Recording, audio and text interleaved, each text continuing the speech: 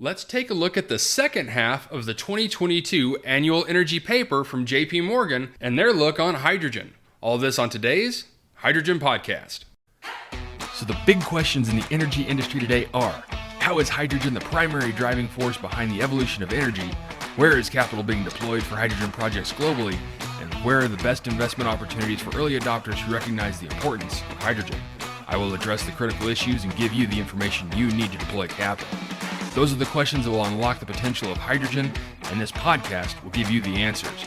My name is Paul Rodden, and welcome to the Hydrogen Podcast. So last week, we covered the first half of the 2022 annual energy paper from JP Morgan, written by Michael Cymbalist, and we focused on the first half of the hydrogen portion of that paper.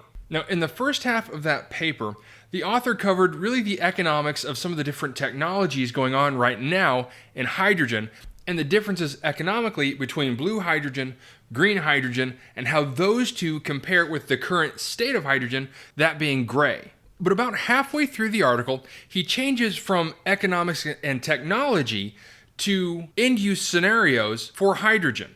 The first one he's talking about is long-haul shipping using hydrogen or ammonia as fuel. Now, one thing the author and I are in complete lockstep agreement with is that lithium-ion batteries are nonsensical for shipping.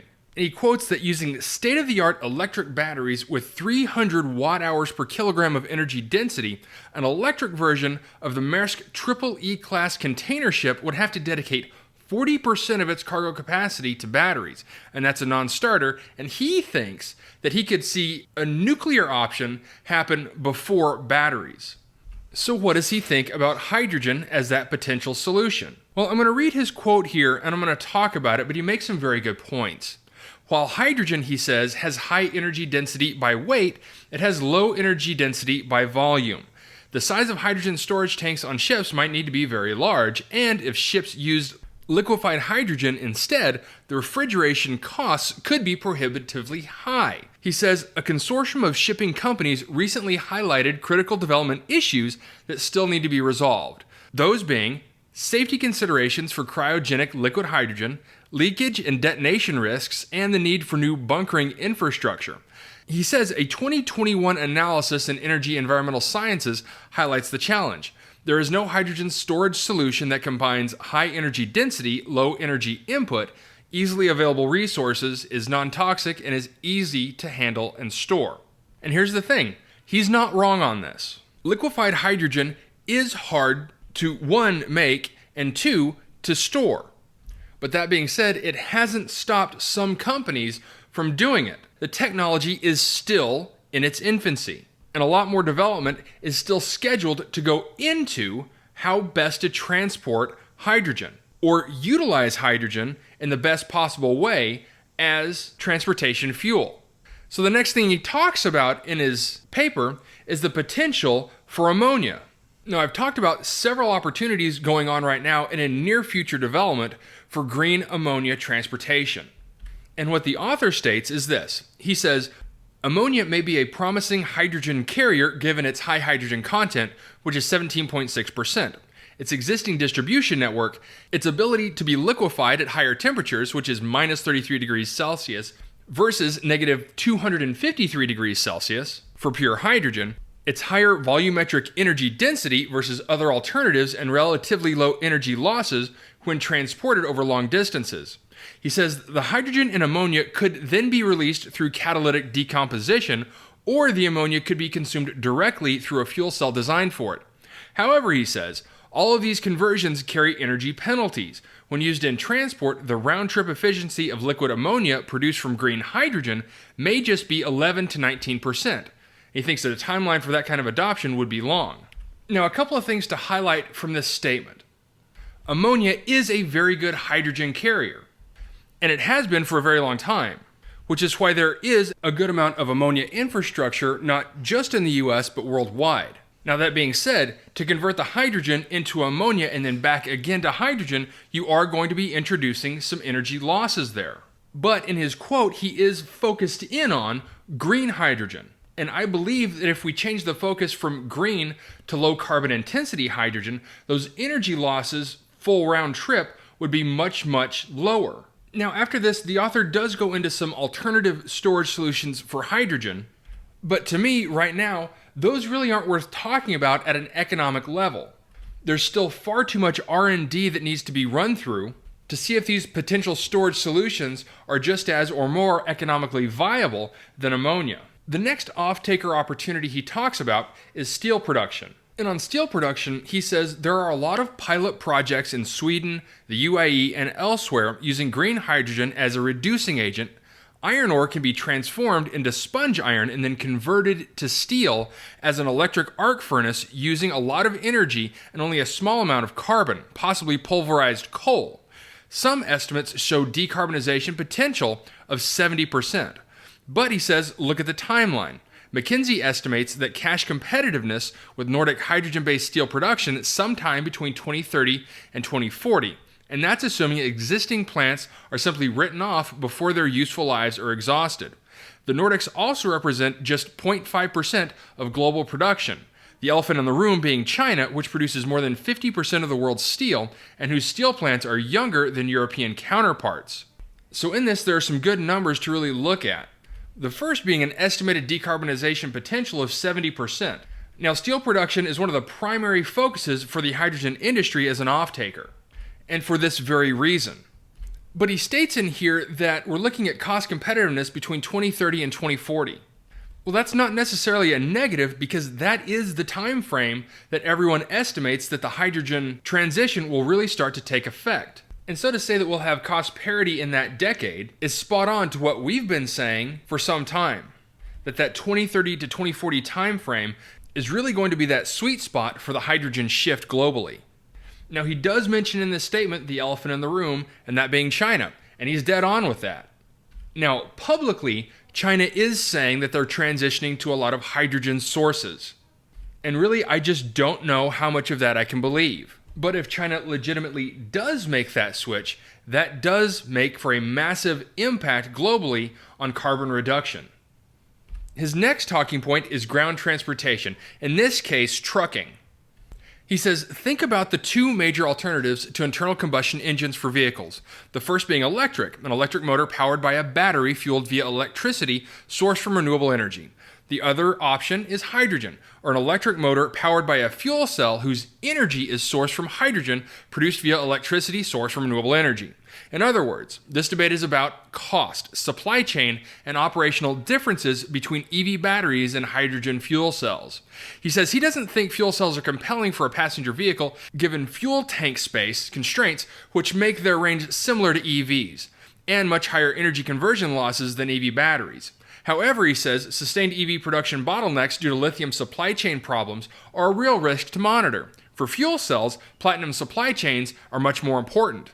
He continues by saying, using hydrogen for long-haul trucking makes a bit more sense since compressed hydrogen allows for longer range and faster refueling, and there's fewer space constraints. For example, Freightliner's pending eCascadia Class 8 EV truck weighs 82,000 pounds, and it has a range of 250 miles and mileage of 0.5 miles per kilowatt hour. Now, in comparison, Hyzon's pending Class 8 hydrogen fuel cell truck has the same weight, but with a longer range, 375 to 500 miles on 50 to 70 kilograms of hydrogen. And he also says that it might cost less as well. Now, after this, the author does make comparisons between Hyzon and Nikola. And I get that at first glance, the comparison can be easily made. But these two companies are not the same. I know several people that have business dealings with Hyzon, and they speak very highly of both the company and Craig Knight, their CEO. Now, if you want to hold off on any speculation until actual sales get released, that's fair. But to compare the two companies between Nikola and Hyzon, I think is a bit overly critical. The next talking point he dives into is backup power, and I'm really surprised at his take on this. He says there are commercial backup storage applications where hydrogen might make sense. One example is the need for wireless companies to provide more redundancy and power to remote cell tower networks as the 4G to 5G transition occurs. They currently have to rely on diesel generators since most towers are not close to natural gas pipelines. Hydrogen storage tanks could be protected for safety purposes in these remote locations, but even here the cost per kilowatt hour could be roughly 2 times the cost of power from existing diesel generators.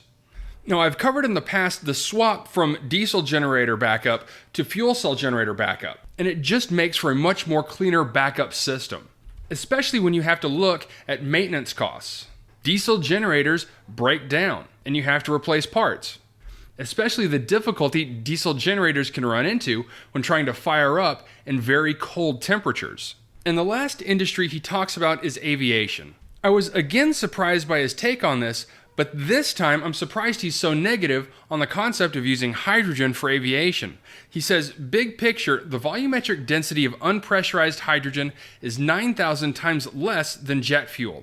Its specific energy by weight is 3 times higher than jet fuel, and as a result, a plane powered by unpressurized hydrogen would need 3,000 times more fuel storage space to match the cargo capacity and distance potential of large aircraft. He says this borders on absurd, even if compressed hydrogen reduced the storage ratio by a factor of 200. He says to come back to him in 25 years, and let's take a look at where it stands. And in this case, I don't think he could be more off base with this viewpoint. Now, if you've listened to this show, I'm sure you've seen the podcast where we interview the CEO from High Point. And so I can tell you firsthand, using hydrogen as a fuel source instead of lithium batteries makes vast amounts of sense. And the argument for doing so is even much more compelling than the trucking argument.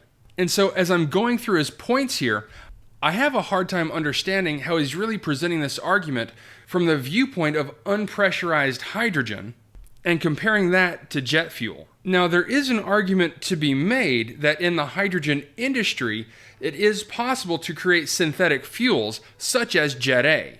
And that Jet A is better than traditional jet fuel, in that it's lighter, more energy dense, and burns cleaner. But if we're strictly talking about hydrogen in aviation, and you don't want to bring in battery technology as its competitor and instead want to compare hydrogen to jet fuel, then I think you also need to bring into the discussion whether you're talking about igniting the hydrogen as you would in a traditional turbine engine, or are we talking about using it in fuel cells similar to the High Point situation? And that's an important distinction when talking about aviation potential of hydrogen. Now, I'm sure many of the listeners right now will fall into different categories or camps as they hear these statements from the author, whether you support his claims or deny his claims. And while I think it's easy to hear some of the words that he's using and some of the statements that he's using and think that he's overly critical or negative towards the hydrogen space, I don't really hear it that way. I have conversations on a regular basis with people involved in finance and economics around energy. And more often than not, their enthusiasm is directly related to what they want their turnaround time to be for their investment. And so those investors looking for a short-term turnaround have a very skeptical view on hydrogen. Whereas those with more time to invest in hydrogen and aren't so concerned about a quick turnaround are much more optimistic. And that's really where I see this author's viewpoint. Case in point, we're reading an annual energy review, meaning that this is a very short-term outlook. And so if you narrow your scope or your field of view to just 1 year, the hydrogen economy doesn't look as good as if you look at it over the next 20 years. And so those of us who are optimistic on hydrogen, that's how we view the space. We see this as a long-term transition over the next 20 years. So when you talk to us about something that's happening from the 2030s to the 2040s, we don't really see that as a big deal. All right, that's it for me, everyone. If you have a second, I would really appreciate it if you can leave a good review on whatever platform it is that you listen to. Apple Podcasts, Spotify, Google, whatever it is. That would be a tremendous help to the show. And as always, if you have any feedback, you're welcome to email me directly at info@thehydrogenpodcast.com. And as always, take care, stay safe. I'll talk to you later. Hey, this is Paul. I hope you liked this podcast. If you did and want to hear more, I'd appreciate it if you would either subscribe to this channel on YouTube or connect with your favorite platform through my website at www.thehydrogenpodcast.com. Thanks for listening, and I very much appreciate it. Have a great day.